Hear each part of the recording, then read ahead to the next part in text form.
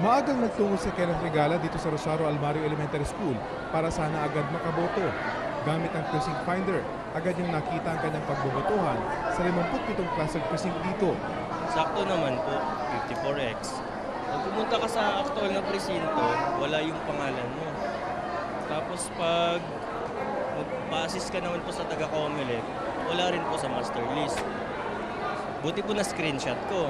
Ngayon, pag magse-search na, pag tiningnan mo siya ngayon, Meron ako electric fan doon, naiwan ko yata doon sa harap Pero ng sa halip na sasakyan. tuloy ang Baka pwede umalis, makuha. nagdesisyon si Kenneth na bumalik sa eskwelahan para talagang tiyakin kung wala ba talaga siya sa listahan.